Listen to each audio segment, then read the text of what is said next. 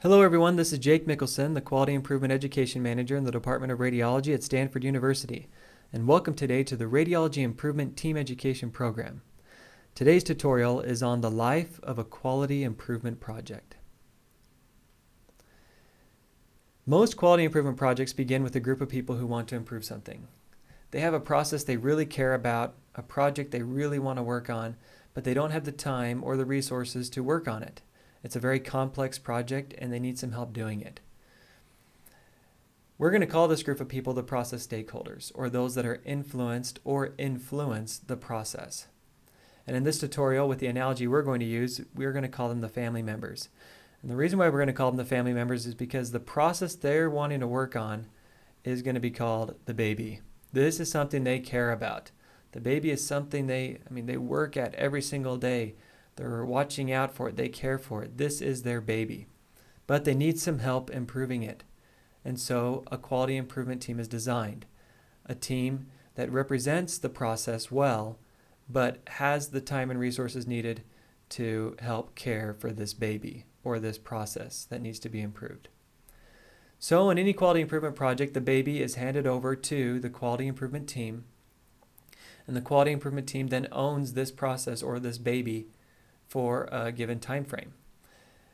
After they've gone through this process and made the improvements necessary, the baby is then returned to the process stakeholders, hopefully in better shape than it was before.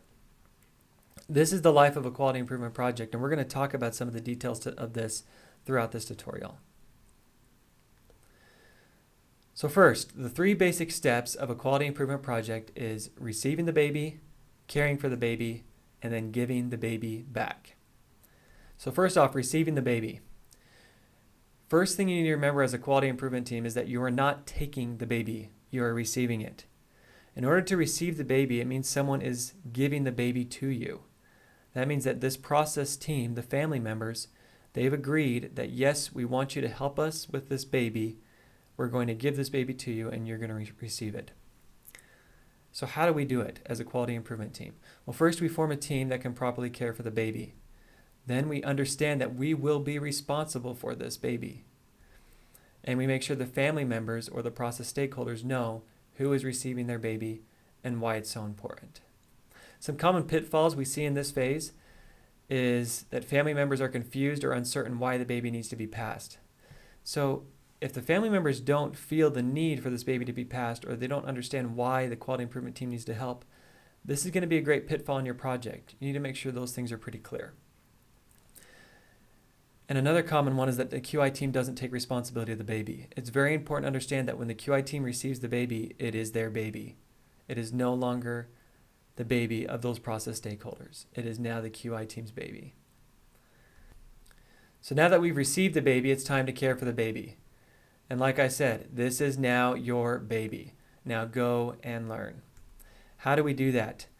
We go to something called the Gemba. The Gemba stands for the place where the work actually occurs. And in this analogy, you could say the place where the baby actually lives. We also see how the baby interacts with its environment and people. And we can only do this by going and seeing, not just by talking to people. We have to go and watch. And then we learn what others have done to take care of the baby.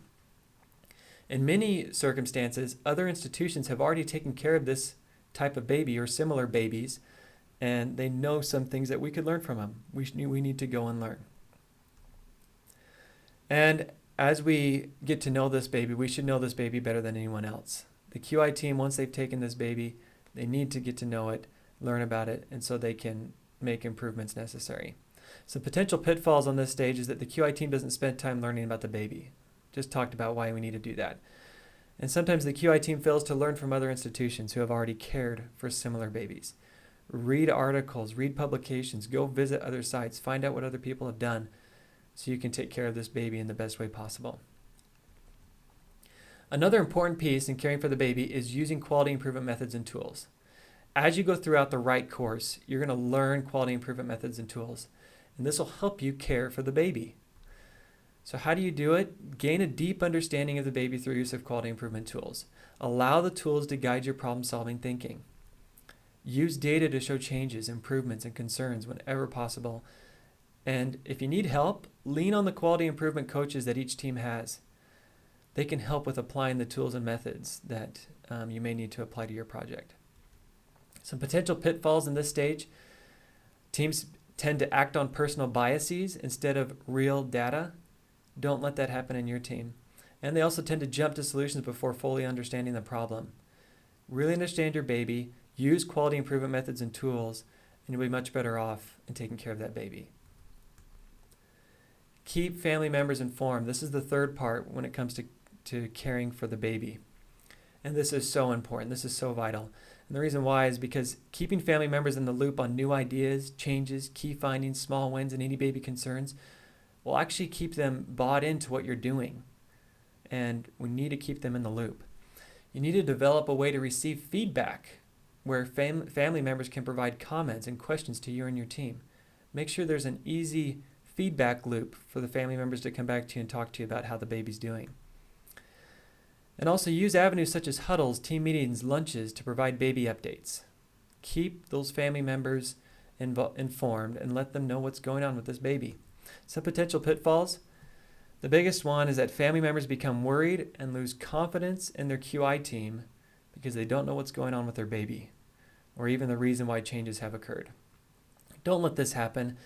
Create ways to communicate with them now as you begin your project, and you will be able to dismiss this pitfall and move on to bigger and better things in your project.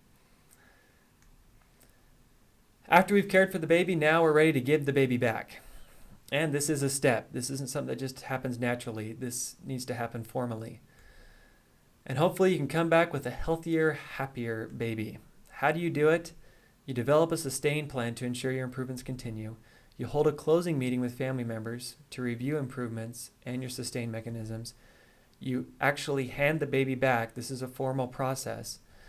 And of course, you celebrate your sustained improvements. Some potential pitfalls you may see at this stage: the baby is not owned by anyone because no formal handoff has occurred. Many times the QI team will finish their project and they say, great, they celebrate, and then they move on to the next QI project.